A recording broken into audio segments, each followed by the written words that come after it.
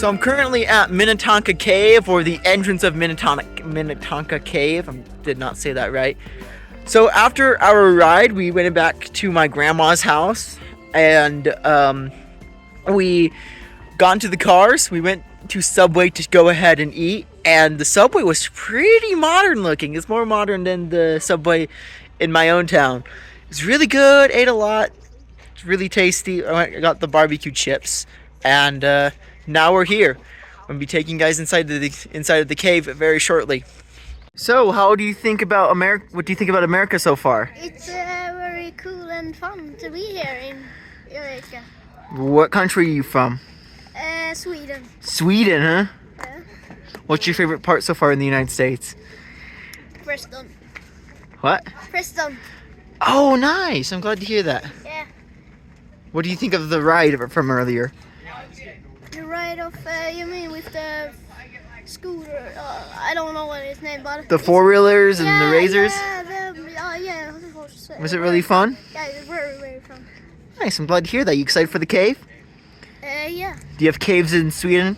No, I haven't ever seen a cave before. Really? Have you played the game Minecraft?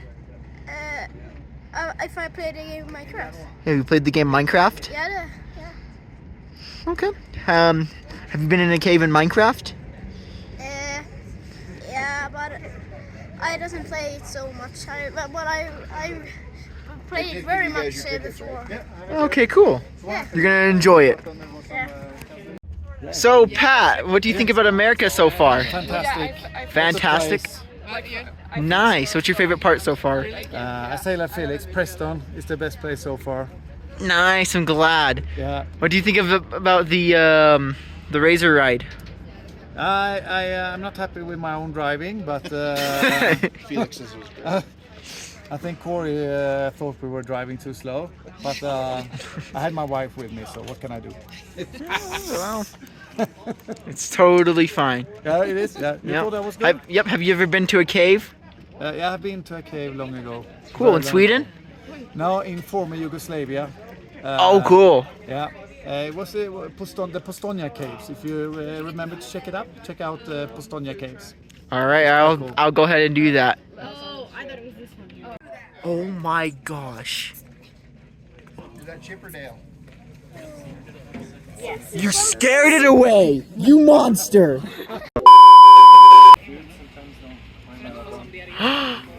Did it touch you? One's up your leg, it ran up my leg today, and I zoned out, and then I was like, ah! And then went flying through the air. Poor thing. Let's see. Nope, I decided not to. We need to bring some seeds next time. We'll have sunflower seeds. I have some on the floor of my car. No, it's a truck. Yeah, I have a whole sandwich. You do have a sandwich. Oh my gosh. Touch me. They're so cute.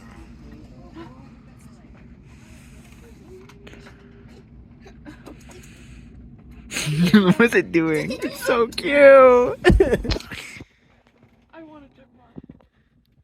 Can I get one? They have plenty more. I think a few of them will be sad to But see them leave. I think customs might stop you. Not if they're dead. Animal trafficking. Would that be considered animal trafficking? Yes. Something. Yes, it would. A few minutes later. Go back and then on the rock right there. There we go.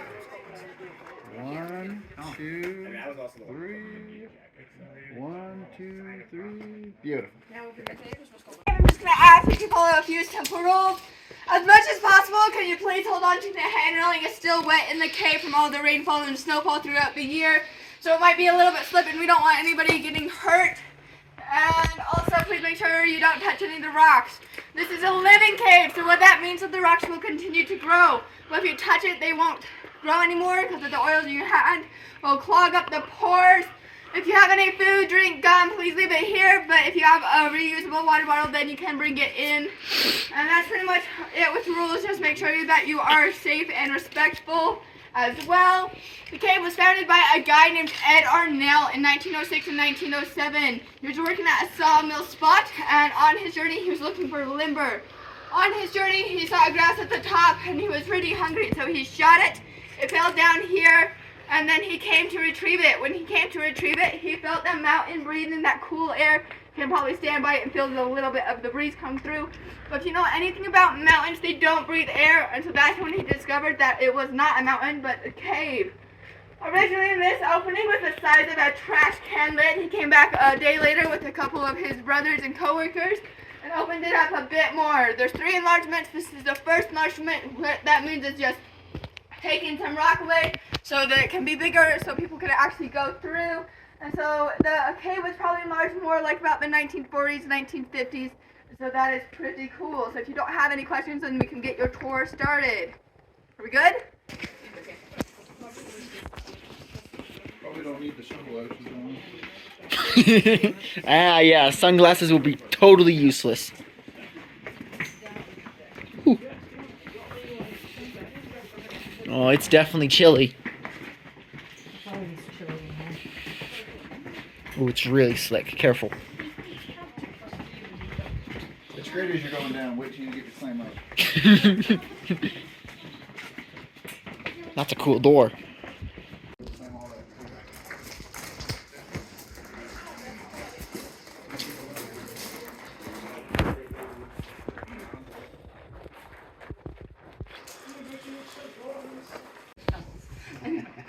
Alright, so we made it to the workroom. So in this room, the WPA, the one in charge of all the lights, the railings, the stairs, make cement in this area so the stairs could be possible. Pretty much they poured the cement and then cut it out with like star drills and saws, whatever else you would use to be able to cut through cement. So that's pretty cool as well.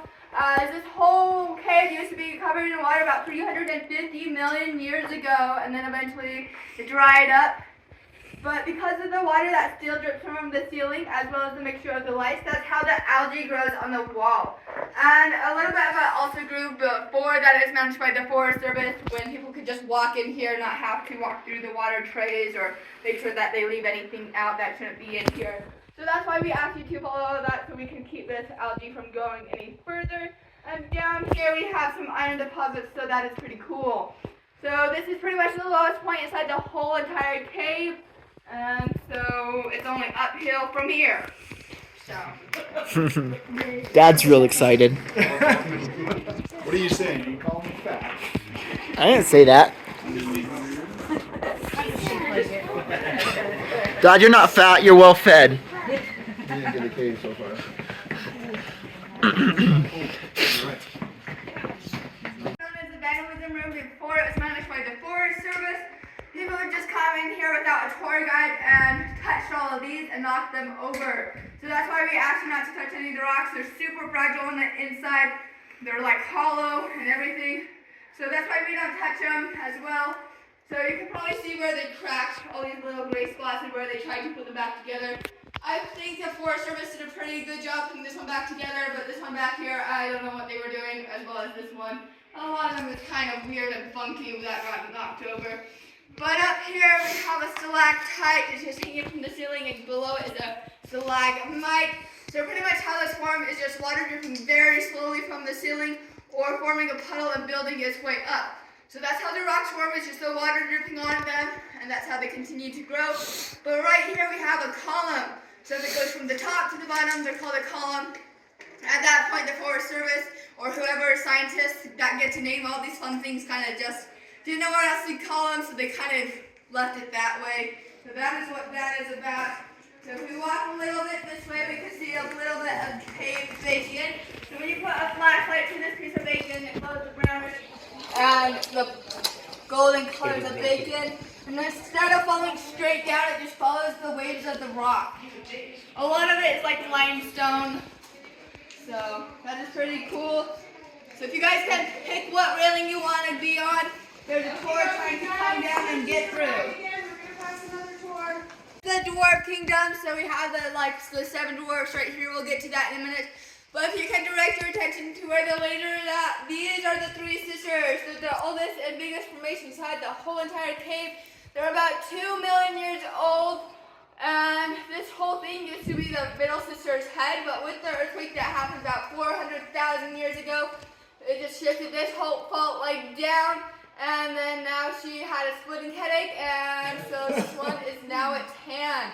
It's waving to you, so if you want to wave back, feel free. If not, she'll be sad, but that's okay. So up here we have Grumpy. It just has like a weird resting face, and behind it we have Bashful just hiding out there in the shadows. Sleepy with its weird little blanket coming down, and Sneezy with its weird little nose and booger dripping down. If you see this little one with the light on it, that is Dopey. Which one? The one with the light on it that looks really wet, that is Dopey. So all of the 7 dwarfs think it's incredibly stupid for just sitting there getting dripped on when it could be over here dry with the blanket. But we actually think it's the smartest one out of the whole entire group, because that is how our formations grow, as the water keeps dripping on it and then becomes part of the formation. But up here we have Doc, and it's just the other 7 dwarfs following behind it. So there you go. Just so everybody can see.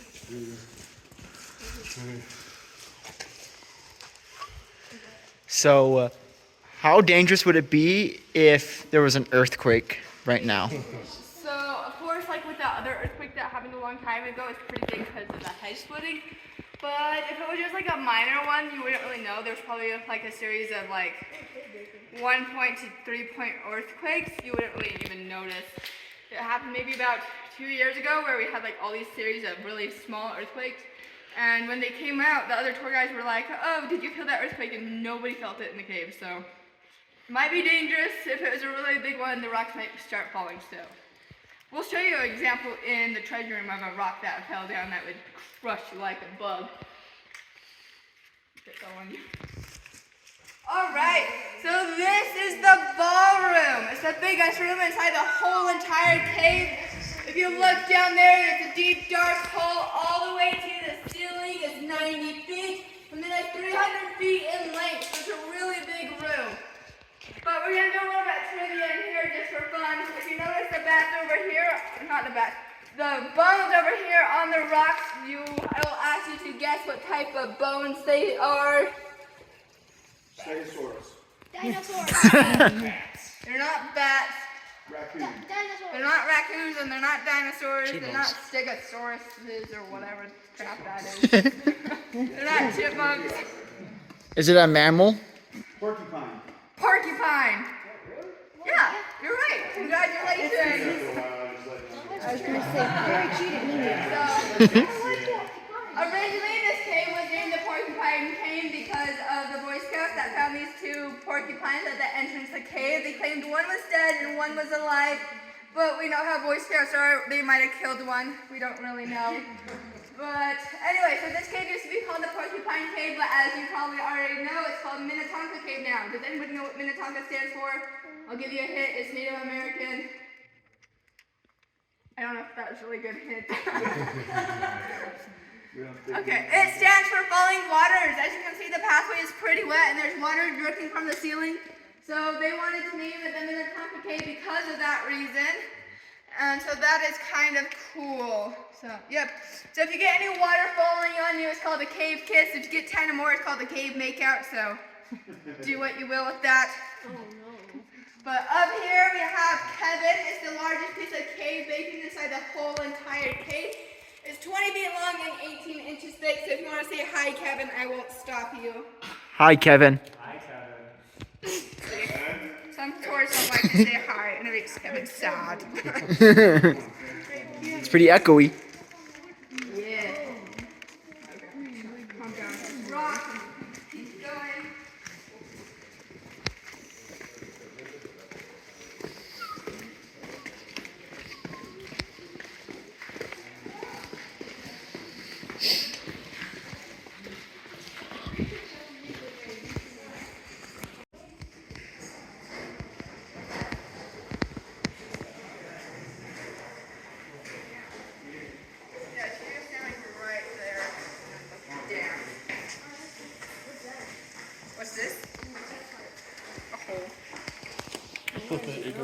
Has anyone lost anything down that hole? Not that I know of, but if somebody did, I think that they would either have to beg their tour guide super nicely to go down and get it, or maybe they'll just have to get a new thing or whatever they want. They might have to come back in like a month when we have time enough to actually search down there. How do you even get down there? Secret. You don't. I know. Well, they got a light down there, so. You have to go change it sometime. Oh. Oh, there is a light. Yeah. I know how they got it down there. Like, there has to be a way somehow. Yeah. You just walk down on the way back up. It's called the Stairway To Heaven. But unfortunately, you walk down them and not up them, so that leads you to the Devil's Kingdom. If you stand right by the beginning of the railing, squat down and look down that deep dark hole, it's not that dark anymore because there's a light down there. It goes about 7 feet in and then a straight 40-foot drop, so please do not drop anything down there. You won't get it back. That's it. I bet you would, Elsa. Okay, so if you put a black light on this piece of calcite, my black light is having like a stroke, but anyway, it is the devil's doorbell, so that is pretty cool. Please don't touch it. I'll show you an example on the way back of these pieces of calcite losing its magic, and we don't want it to stop glowing, so don't touch it. Vad var det som var magic med den?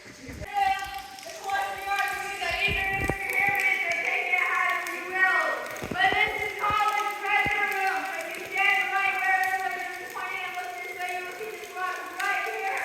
It looks like there's a bunch of gold coins on it. That is pretty cool. Originally, the pathway that you are on is the original route that got us here where we wanted to go. But when it hit that rock right, it was like it's much easier to go down this way.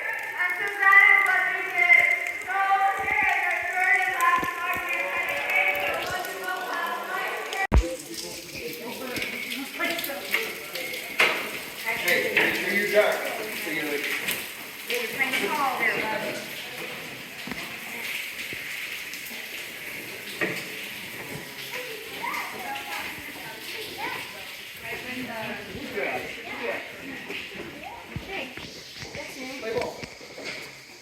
There's grass. I know. Very new.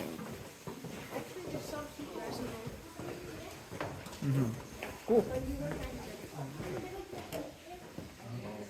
Okay, so over here where all the rock is, that is the bat cemetery. So when the bats get sick or ready to die or they're just tired, that is where they go to give up on life that day, but then they move on to a better life, hopefully. So these are the last stairs inside the whole entire cave until the way back up.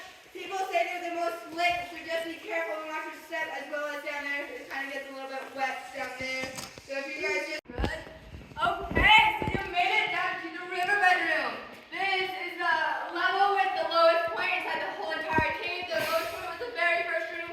It's called the Workroom, but this is the Riverbed Room. As you can see, there's a little indent where the river stream likes to go, and they're going right under that rock.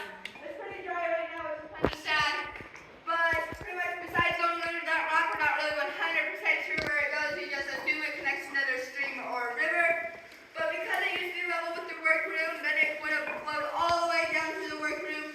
But due to the earthquake that happened so long ago, is the reasons why you need all those stairs. So if the earthquake didn't happen, maybe your exercise would be a little easier today. So, but when you start to walk right on this piece of cool rock, and if you look at the shadow on the wall, it kind of looks like it's a train. At least that's what most people do see. So that is kind of fun. Does look like a train. So if you guys want to continue and follow me, that'd be great. But if you look out right here and see a giant hole up there, we like to call that the elephant stair. We like to call that the elephant stair because the guy was standing about right here by himself, and we're in an airplane flying by. But it's really hard to hear things inside this cave besides the person talking down here. Oh, I think a bat flew a little bit. Yeah, there's a bat hiding in that corner up there. Anyway, so he heard an airplane flying by, and that's what he claimed that he heard. But besides that, we're not really sure if it's true or not, because nobody was down here to testify that. So we like to say that he had a really big ear because he could hear a lot of strange things from far away.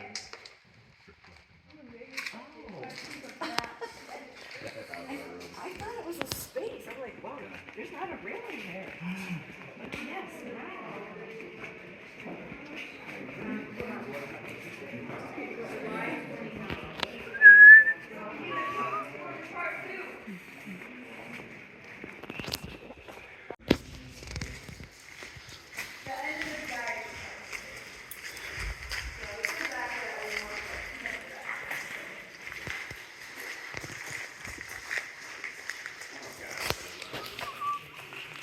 Oh, that dripped on. yes and no. Doesn't really have a normal name, it's just the name of the groom, but if you guys want to name it, go for it. I feel like if we can name him a piece of cave bake, why can't we name them? Yeah, exactly. I don't know. Standing there by itself. Yeah. Alright, so this is the wedding room. As you can see, we have a statue down here and a statue up there. So that up there is the stalactite, it's the bride with its lacy dress, and the lump on the floor for all you men, that's the groom. So, and then back here, we got back, we're at 1,200 feet. That's where a lot of the bats like to go and fly into. So while we were walking through this room, a bat was flying right here and it went back there, so that's where the bat went. Anyway, we don't go back there because it's their home and we want to at least keep part of their home still their home, just like you wouldn't want a bat flying inside your home. It's kind of interesting. But right now they have had a super long engagement and it'll be about 500,000 more years before they become one, before they become like a little column. So right now the bride is just having a bachelorette party and all the bachelorette guests. Over here we have a temperature gauge. It's just reminding you that it's 40 degrees inside this cave at all times, no matter if it's winter or summer. That's just because the rocks are one super good insulators, and that's just the average temperature of the Bear Lake area. I will warn you, I am going to turn off the lights, and so just be good. And if you guys want, you can count it down, or I can just flip the switch. Which one do you prefer? Flip the switch. Count it down? Okay, what should we count down from? 5 or 3? 5, 3, 2, 1. Go. Okay, this is pretty much the closest to complete darkness that you will get down here. We're going to kind of light flashlight on some more calcite, and then it's going to glow for a little bit longer after I turn it off. So I'll do it a couple more times. Hopefully I can get a better angle on it. Oh, that's good. You need a brighter flashlight. Yeah, it's not a great flashlight. Yeah.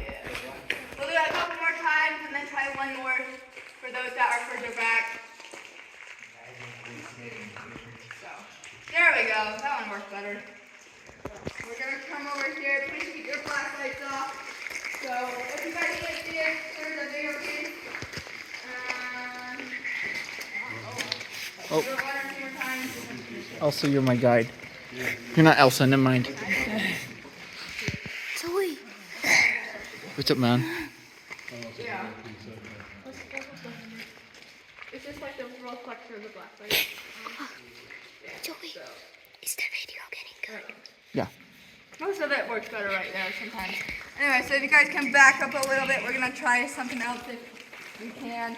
If not, then I have a different trick you can try. Yes. Does anybody have like a diamond wedding ring? You can keep it on your hand. I'm going to point a laser at it. We don't buy diamonds. Alright. We'll try it. Let me just find my hand gets a little shaky. So if you look up at the ceiling, then you see a bunch of Oh, that's cool. Laser show. Well, yeah. that's the way to know if you've been. So there you go. Hopefully you saw that. Sometimes it's hard to do. Have you ruined some relationship using that trick? Actually, there was like this one group that had like 3 or 4 different like diamond rings. And nobody would like step up and do it. So finally somebody was like, yeah, I'll do it. Then once I did it, then everybody else was like, okay, I'll try. And so pretty much it will work no matter if it's like a real diamond or not. It just has to get that little ruin a marriage. This could work. The No, divorce that cave. didn't work. Like it has to be The divorce diamond, cave. But it doesn't matter if it's real diamond or not. At least most of the time. The smaller the bits, the more it works. So if it's just like So what do you guys think of the cave? cold and cool. Cold and cool. So you It's see. not that cold. Cece. Yeah. What's your favorite part? The one we were. The last part? Yeah. Very last? What do you think so far? I think it was there, you know, where where it looks like a train. Oh, that's Like, cool. Yeah. I like that very much. Elsa, what do you think of the cave? It's pretty cool. Pretty cool. What's your favorite part? I don't know.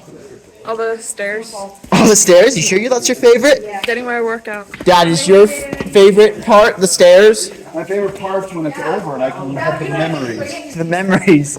Even though you've been here many times? With that, the tour of Minnetonka Cave comes to an end. If you enjoyed, then please go ahead and like and subscribe if you haven't yet. For those that are still wondering about Elsa and her parents, Elsa's parents stayed in Idaho for another day or two, and we actually went ahead and we got our photos done, so they are really good. So yeah, after that, Elsa and her parents boarded a plane and they continued their West Coast trip before returning to Sweden. Once again, if you enjoyed the video, then please consider subscribing to the Joey's Adventures YouTube channel.